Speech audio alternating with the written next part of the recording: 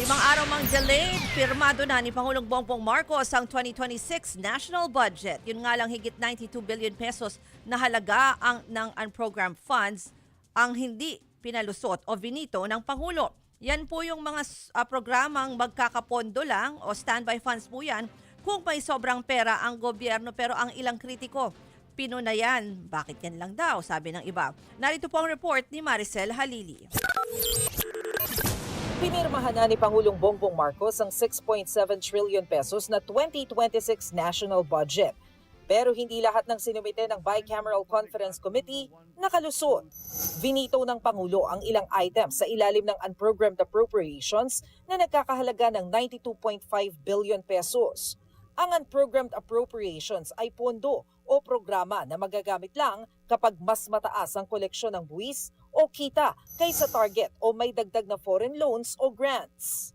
Babala noon ng ilang mambabatas at kritiko, pwede itong magamit sa korupsyon. We acknowledge the support of Congress in limiting the unprogrammed appropriations to essential needs. However, I push further and reduce it to the absolute bare minimum. This shall be at the level lowest since 2019. Let me be clear. The unprogrammed appropriations are not blank checks. We will not allow the unprogrammed appropriations to be misused or treated as a backdoor for discretionary spending. Ayon sa Department of Budget and Management, 3 items na lang ang natira sa unprogrammed appropriations.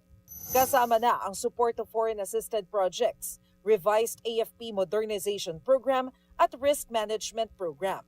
Pagtitiyak ng DBM, hindi na mauulit ang mga pang-aabuso noon sa UA. Yung pag-validate yan, of course, aside from that validation, we need to, of course, kailangan natin ma-meet yung requirements or even triggers. One is, when we have excess revenue, that's the time that we can also unlock that program. It should be aligned with the plan of the national government. Second, it should have ready for implementation, of course. And of course, yung ating prioritization as far as the agency is concerned.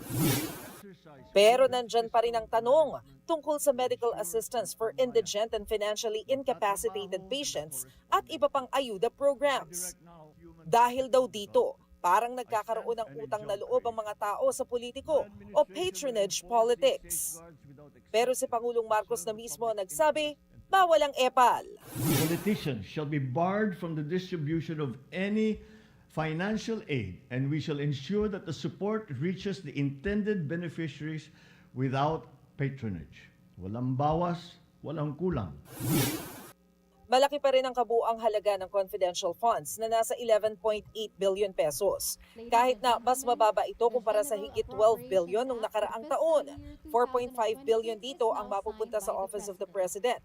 Pero giit ng Malacanang, may transparency sa paggasta nito. The OP reports directly to the Senate President and to the Speaker of the House. So the OP submits reports to the House of Representatives and to the Senate President. Sir, last na talaga And to from... COA. Yes, sir. Sa gitna ng issue sa flood control scandal, may 15.7 billion pesos pa rin nakalaan dito sa 2026 budget.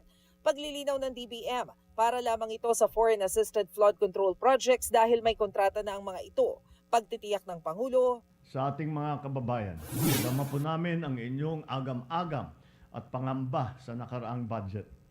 Kaisa ninyo ako sa pagnanais na masiguro ang bawat pisong buwis ay mapupunta sa tamang proyekto at sa tunay na pangangailangan ng ating taong bayan. Naririnig namin po kayo. nagbabalita mula sa Frontline. Maricel Halili, News 5. Mga kapatid, ako po si Ruth Cabal. Dito tayo sa totoo, dito tayo sa True FM.